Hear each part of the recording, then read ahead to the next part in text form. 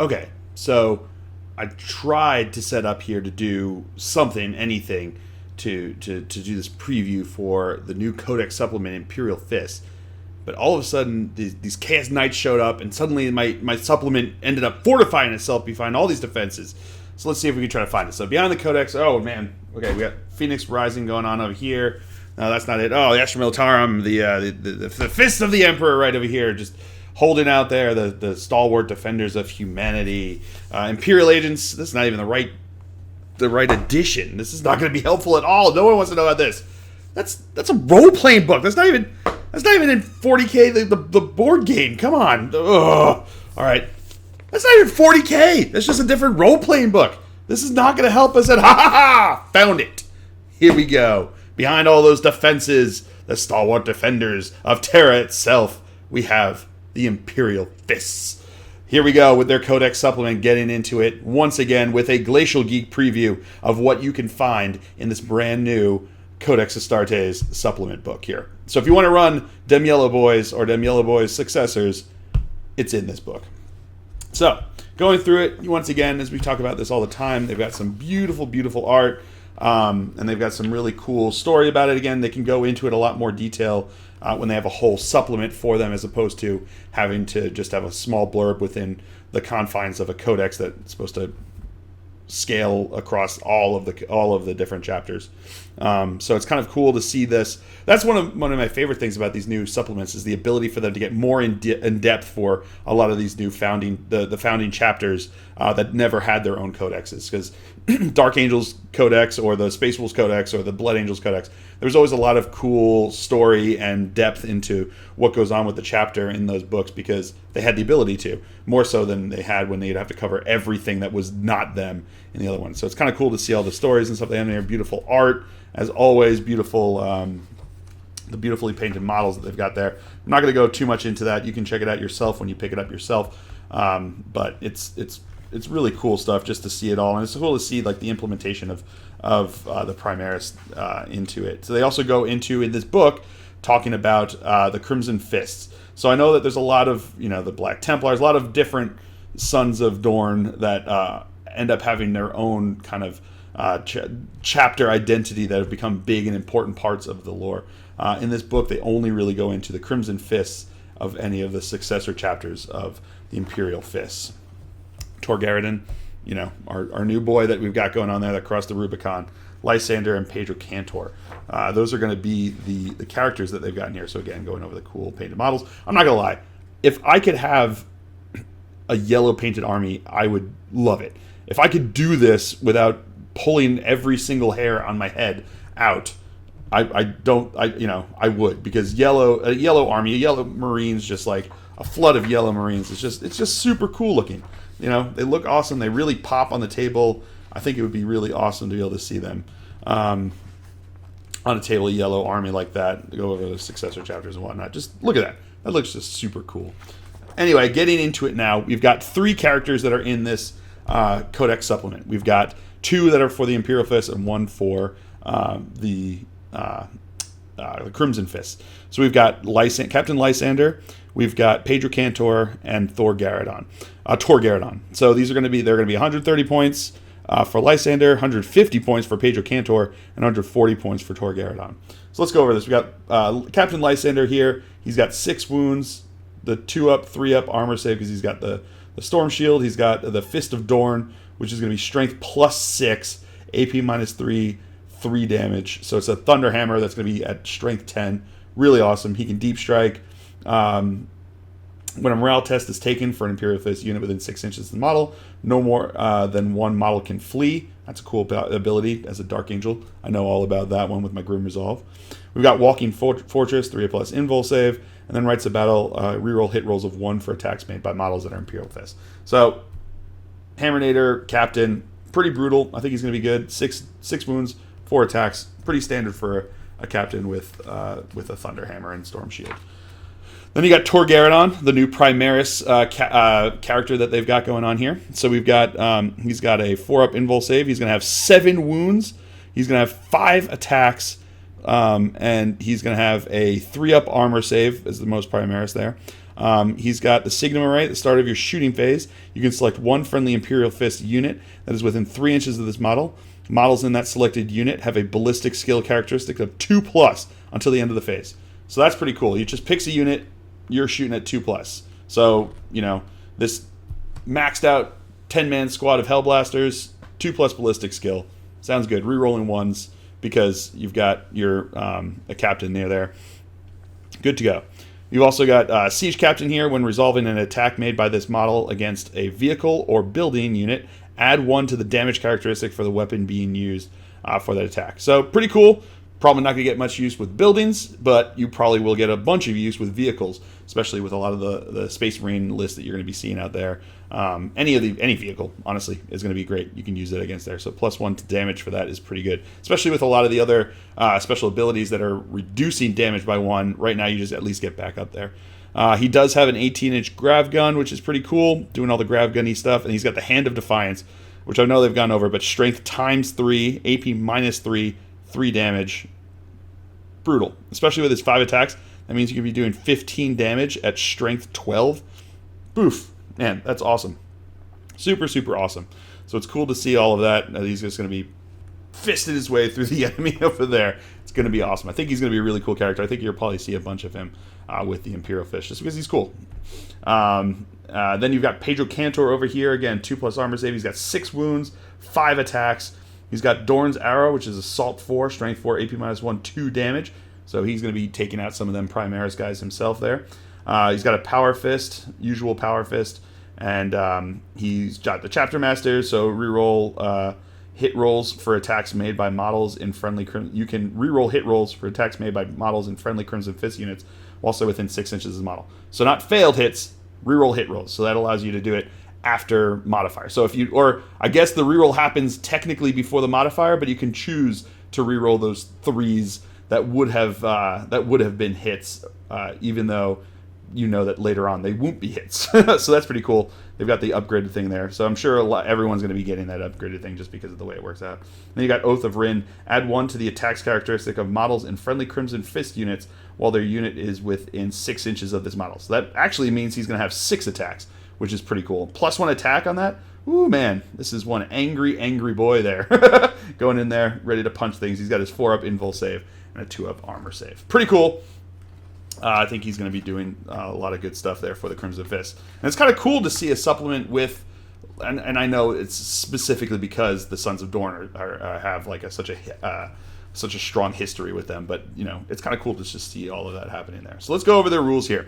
So for the Sentinels of Terra, Legacy of Dorn, their super ability that they've got going on there, or the super doctrine here that they've got there as well. So the Devastator doctrine is in effect, is active, so it's the first one that you got going up there.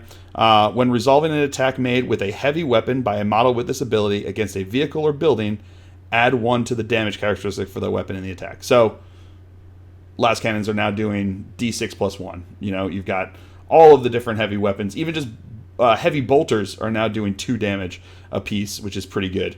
I know it cancels out all of those extra special powers that people have that are -1 to hit, but I think, or -1 to the wound, which is pretty good. Or against anything that doesn't have that ability, you're now going up there with an additional wound into there. And against vehicles, buildings, again, not necessarily going to happen, but the fact that it's also against vehicles is really going to be the big thing, because there's so many of them out there that you're going to see lots of them, especially with the way the new Marine stuff is going out there. You're going to see lots and lots of vehicles.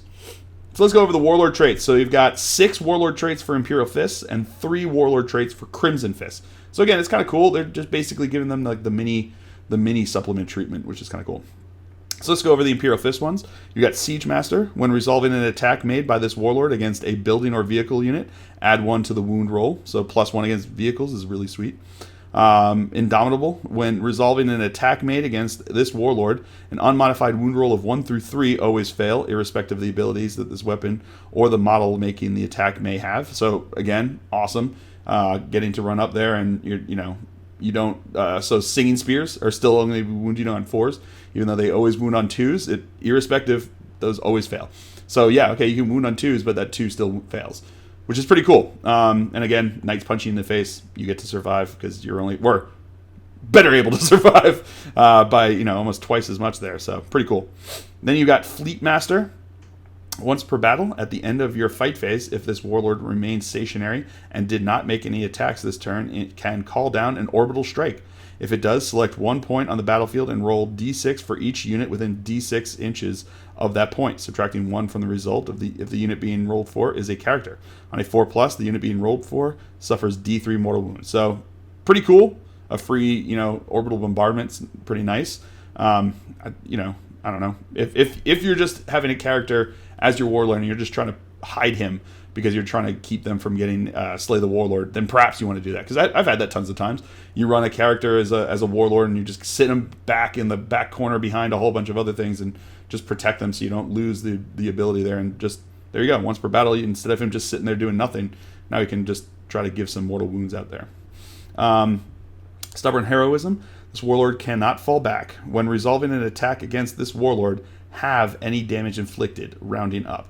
So having the damage is pretty awesome that you go against him. And now you've got that, but they can't fall back. So you're stuck in any combat. If a knight gets to charge into you, you're stuck in combat with that knight until either of you dies, which is a little rough, I think. A little rough. I'm not sure if it's worth the trade-off there, having any damage to you. Most weapons are doing 1 or 2. So I guess 2 are now doing 1. 3 are going to do... is going to do what? 3. So 3 is going to do 1, or 1 is going to do 1, 2 is going to do 1, 3 is going to do 2, 4 is going to do 2. Yeah, but still, I don't know. It's a choice. I probably wouldn't choose it myself.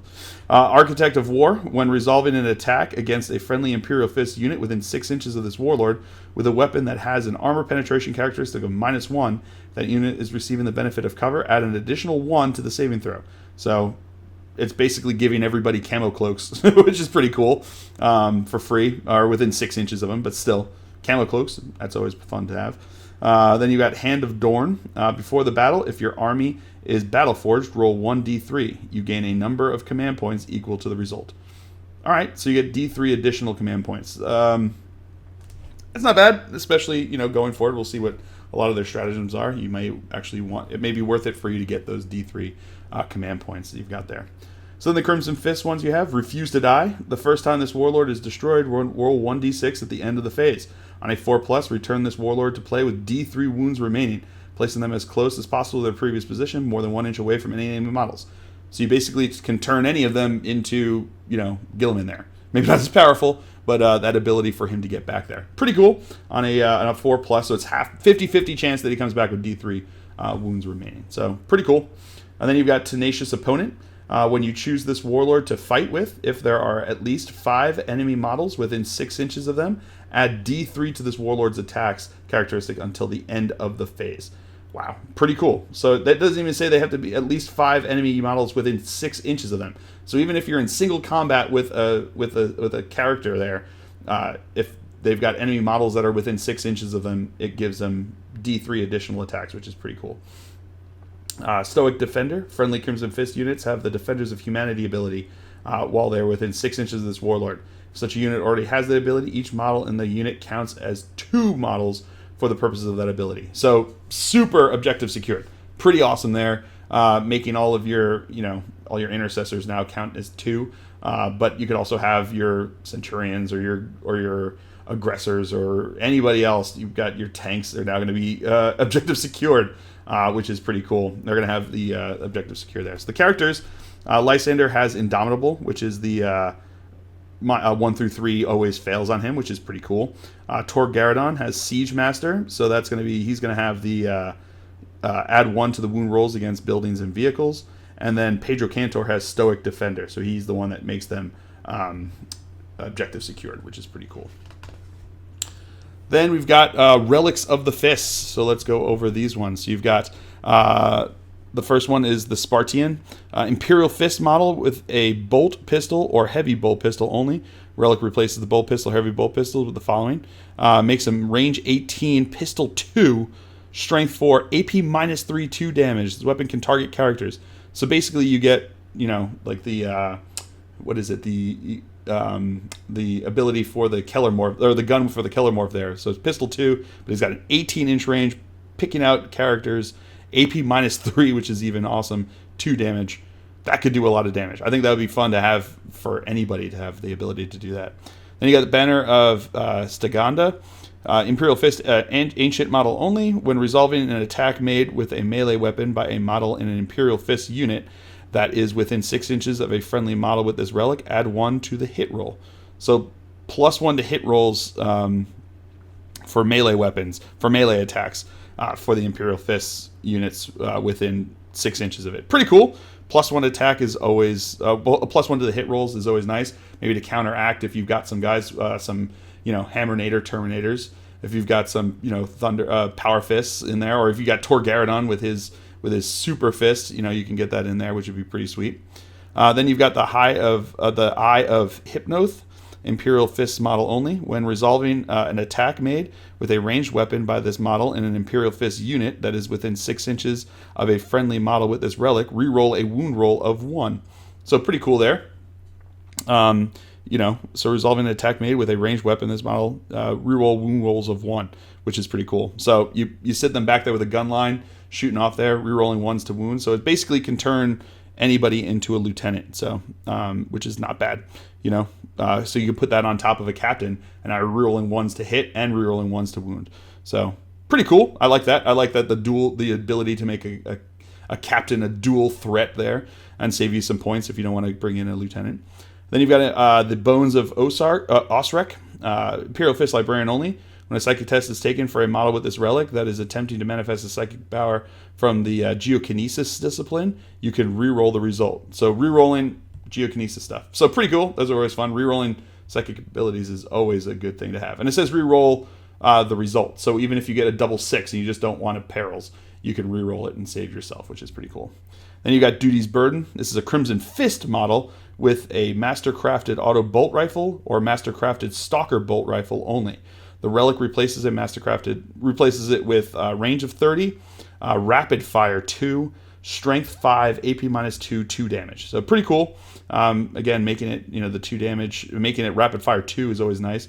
So you're looking at like a Storm Bolter essentially, but a 30-inch range Storm Bolter with strength 5, AP -2. It's not bad. And then you got Fist of Vengeance, which is another Crimson Fist model with a Power Fist only. Get to replace it.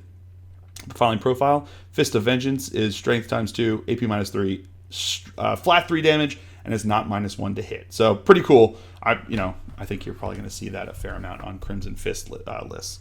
Then you got your special issue war gear. So you've got Adamantine Mantle, which is 5 up, feel no pain.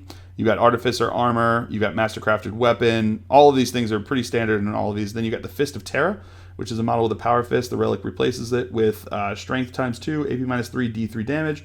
When the bearer fights, it makes 1 additional attack with his weapon. So +1 attack, no -1 to hit, but it's D3 damage versus the flat 3 damage that you can get on this. And I guess also an Imperial Fist can take that one as well if you want.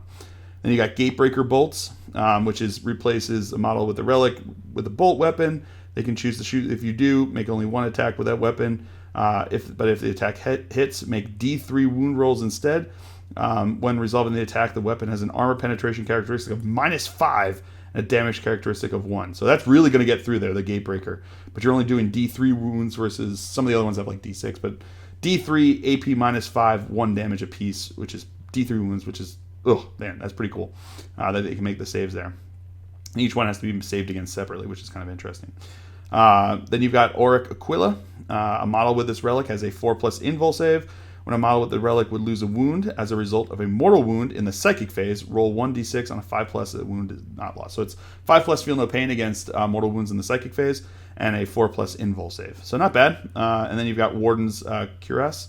Add 1 to the wounds characteristic of a model with this relic. So just give him +1 wound. That's pretty awesome. Giving a +1 wound is always super helpful for characters, especially non-named characters. So those can be taken for any of the successors, and these ones are specific to Imperial Fist and Crimson Fist.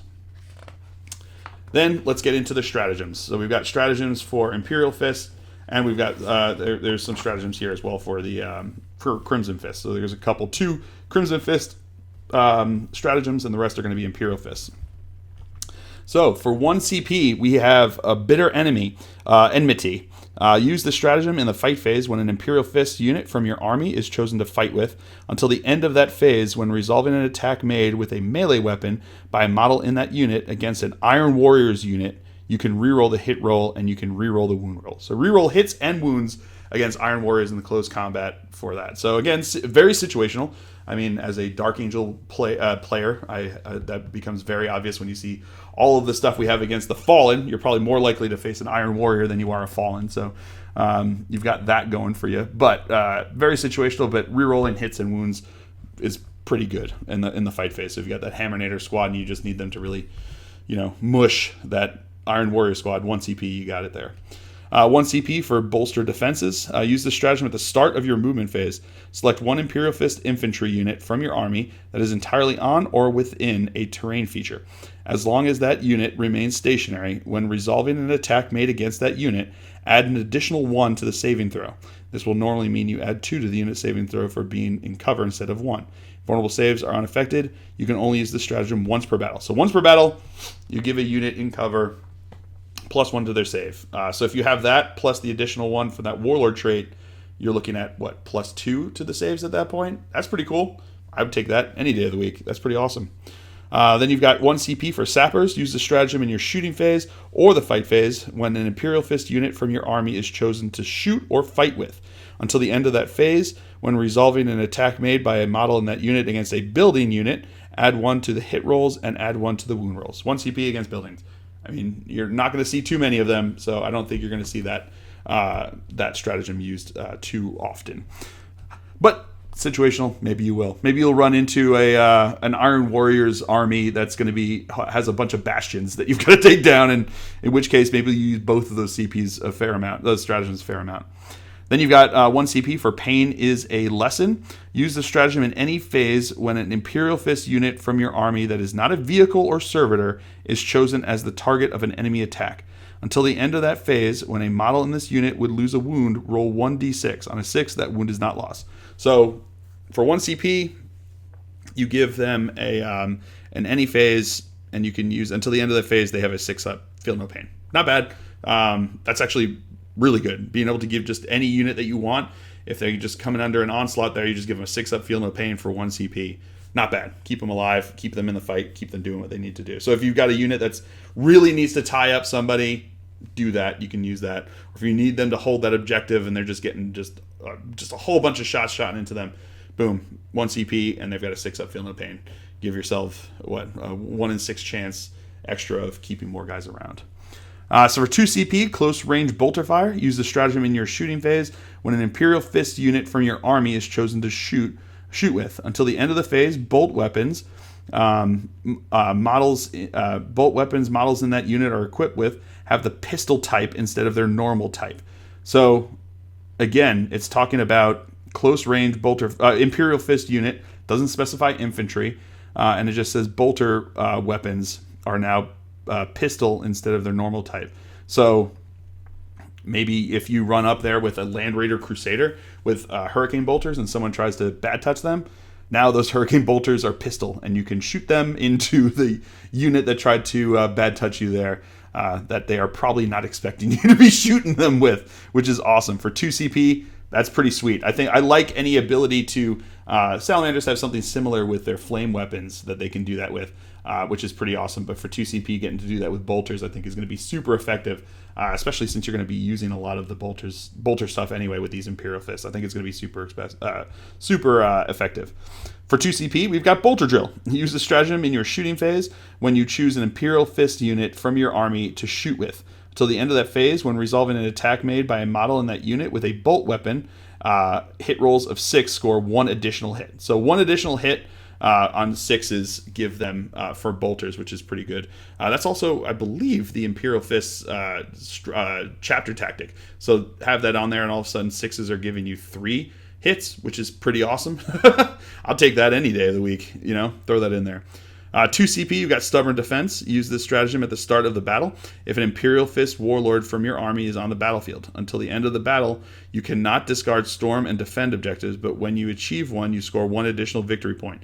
You can only use the stratagem if the mission you are playing uses tactical objectives. So for 2 CP, playing tactical objectives, you can score 2 for the storm and defend, which is I think that's their specific named ones that you get there. So 1 through 6, you've got them there. Or what is it, 11 through 16, I guess, is what they have it there. So 11 through 16 will give you 2 CP. It'll give you 1 additional victory point for scoring them. Pretty good, And if you're playing with objectives, why not? Give it a shot. 2 CP here for tank hunters. Use the stratagem in your shooting phase or the fight phase when you choose an Imperial Fist unit from your army to shoot or fight with. Select 1 enemy vehicle unit. Until the end of that phase, when resolving an attack made by a model in that Imperial Fist unit against the selected unit, add 1 to the wound roll. Pretty cool. Getting 2 CP to get Hammer Bros are going to be wounding knights on, what is that, strength? That would be strength 8 would be 4, so 3s. Wounding knights on 3s in there, or going into repulsors in there on 3s, which is pretty sweet. Getting all of that ability to try to take them down with 1, plus 1 to the wound. Adding 1 to the wound roll was always helpful when you got to go in there. Then you got Champion of Blades. Use this stratagem after nominating a model drawn from an Imperial Fists successor chapter to be your Warlord. Give them 1 relic, so that gives you the relic that you can choose there. Sentinel of Terra. Use this stratagem after nominating an Imperial Fist character model that is not a named character to be your Warlord. You can generate 1 additional Warlord trait for them. And it must be an Imperial Fist Warlord trait, and it can't be the same one. So again, pretty awesome. Getting 2 Warlord traits is always fun. You got clearance protocols for 1 CP. Use the stratagem in your shooting phase.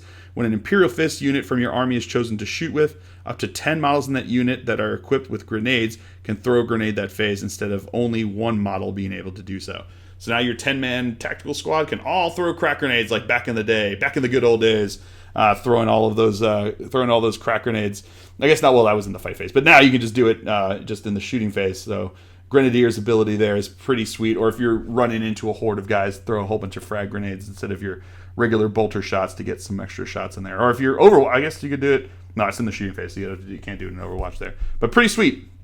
I always like that. It's always super effective when the Chaos use it against me all the time, so I'm sure it'd be super effective with these with them yellow boys. Then you've got 2 CP for Praetorian's Wrath. It's an Imperial Fist stratagem. Use this stratagem at the start of your movement phase if the Devastator Doctrine is active, until the start of your next movement phase when resolving an attack made with a heavy or grenade weapon by an Imperial Fist model from your army on an unmodified wound roll of 6. The armor penetration characteristic of that weapon is improved by an additional 1 for this attack. You can only use this stratagem once per battle. So for once per battle, you can throw it in there, and now your weapons on unmodified wound rolls of a 6 are doing an additional -1 to the AP, which is pretty awesome. Then you've got Gift of the Phalanx. 1 CP. Use this stratagem before the battle. Select 1 Imperial Fist model from your army that has the word Sergeant. So it's giving Sergeants the relics, the special issue War Gear relics, which is kind of cool. And the Shield Unwavering for 2 CP. Use the stratagem at the end of your turn. Select 1 Imperial Fist infantry unit from your army that is within 3 inches of an objective marker, of any objective markers. Until the start of your next turn, add 1 to the attacks characteristic of models in that unit, and when resolving an attack made against that unit, add 1 to the saving throw. So +1 saving throw, and +1 to their saving throws, and +1 attacks until the start of your next turn. So it's at the end of your. So it's basically for your opponent's turn, you get them +1 attack. So you can even just throw that in there, and when resolving an attack made against that unit, add 1 to the saving throw. So you throw it on there to either make someone not want to charge into you because you're going to have that +1 attack, but you also get the +1 save. I think it's pretty awesome for 2 CP. Not bad, and it lets you hold that objective, so you can hold it if you need to try to win the game. And if you throw that on there, and you've got those guys who are now have the objective secured too, that's pretty great. Then you've got 1 CP as a Crimson Fist stratagem. Slay the Tyrant. Use the stratagem in your shooting phase or the fight phase when a Crimson Fist unit from your army is chosen to shoot or fight with. Until the end of that phase, when resolving an attack made by a model in that unit against a character unit, add 1 to the hit roll. So +1 against characters in the shooting or fight phase, which is pretty awesome. So you can put those on Crimson Fist eliminators, and now they're sniping those characters, and they got +1 to their hit rolls, which is always fun. So now you don't have to worry. You can move with a heavy weapon and be able to shoot it, or you can just get that +1 to hit on the weapons that aren't already +2, on the bullet choices that aren't already +2, which is pretty cool. Then you've got a hated foe here. Use this stratagem in your shooting phase for 1 CP or fight phase when a Crimson Fist unit from your army is chosen to shoot or fight with until the end of that phase. When resolving an attack made by a model in that unit against an orc unit, you can reroll the wound roll. So rerolling wounds against orcs, pretty sweet. You're probably way more likely to be running into orcs than you are going to be running into like buildings. So that's always a pretty good one to have there. So they're going against those orcs. You're going to get the reroll the wound rolls, which is always fun to have. Not even just a wound roll of 1, so it's even better than having a lieutenant next to you there. So that's what they've got there. Then we've got the Geokinesis Discipline, the brand new psychic discipline that you've got here. So you've got Tectonic Purge. Tectonic Purge has a warp charge value of 6. If manifested, that unit then until the start of your next psychic phase, when a charge roll is made for an enemy unit within 12 inches of this psyker, subtract 2 from the result. So has a warp charge value of 6. If manifested, then until the start of your next psychic phase, when a charge roll is made, so -2 to charges against your unit within 12 inches of this psyker. So -2 to charges from units that are near that psyker. That's pretty good. I think that's super good, actually. Trying to keep people from getting into you, especially if you're running a gun line. It keeps people from being able to charge in. -2 to the charge for, Gene Stealer Cult or anything like that is going to be super effective, I think, against a lot of different armies. So not a bad for a warp charge value of 6 at all. Then you got Rack and Ruin. Rack and Ruin is a warp charge value of 6. If manifested, select one building unit within 18 inches of and visible to this psyker, or select one enemy unit that is wholly within or on a terrain feature and is within 18 inches of and visible to this psyker. Roll 9d6. Adding 1 to the result of the unit you selected was a building. For each roll of 5+, that unit suffers 1 mortal wound. So rolling 9d6, and every 5+ does a mortal wound to an enemy unit that is in or on a terrain feature, or on a 4+, on 9d6 on a 4+, you're doing mortal wounds to a building if you go into that. So pretty sweet. If it was only buildings, it might be way more situational. But for a warp charge value of 6, getting a possible 9 mortal wounds onto a unit, that ain't bad. I'd take that any day. Then you've got Iron Inferno. Iron Inferno is a warp charge value of 6. If manifested, select 1 point on the battlefield within 18 inches of and visible to this psyker. Roll 1d6 for each enemy unit within 6 inches of that point. On a 4+, the unit suffers 1 mortal wound. So again, reach out, touch, and try to do 4+, doing mortal wounds onto units. It's not bad for warp charge value of 6. A little better than Smite. If you can find a spot in there that's within range of 4 units, you have a 50-50 chance on each of them doing a mortal wound. You could put a whole lot of them. More situationally, you're going to probably want to take that against an army that you know is probably going to be castling up versus one that's going to be spreading out, obviously. But so not great against maybe necessarily, well, maybe even against Gene Stealer Cult, because you can pop that in. They've got a lot of characters that need to stay within each other to buff. So you could probably throw that in there, which is pretty good. Then you've got Fortify, which is the 4th one here. Warp charge value of 4. If manifests, select one friendly Imperial Fist Infantry or Imperial Fist Biker model within 12 inches of the psyker. That model regains up to D3 lost wounds. So you pretty much want to do it for regular characters or biker characters. You give them D3 lost wounds, which is pretty good for warp charge value of 4. So even easier than Smite. Not bad. If you've got a lot of characters that you're running, if you're using a lot of buffs, that kind of thing, I think it'd be helpful. Or if you're running even in there with a bunch of, aggressors, you can throw that in there. They've got 1 wound left on their 3 wounds. Give them D3 back, and now they're back up to 3. That's pretty good. But it's got to be infantry, and it's got to be either infantry or biker, so no vehicles is basically what they're protecting you from there. So don't quite have the Iron Hands ability to help there. Then you got Aspect of Stone. Aspect of Stone is a warp charge value of 5. If manifested, then until the start of your next psychic phase, add 2 to the psyker's strength and toughness characteristic. 2 to strength and toughness. That's pretty sweet. You got the, toughness 6 psykers over there with strength 6 psykers. I mean, I'd take that. I'd take that any day of the week. That's pretty cool, especially if you've got them, if you're being very aggressive with them, or if the enemy is getting close into you over there. And then you got Chasm, warp charge value of 6. If manifested, select one enemy unit that cannot fly and is within 18 inches of and visible to the psyker. Roll 2d6 if the result is less than the lowest move character. If the result is less than the lowest move characteristic in that unit, it suffers 1 mortal wound. If the result is equals the lowest move characteristic in that unit, it suffers D3 mortal wounds. If the result is greater than the lowest move characteristic in that unit, it suffers 3 mortal wounds. Boom. So you cast that, you throw it into at a Terminator squad or at an aggressor squad, and suddenly you have to roll. If you roll more than 5 on 2d6, you're going to be doing 3 mortal wounds to them. So you're just going to pop an aggressor with that power. Warp charge value of 6, not bad. I like it.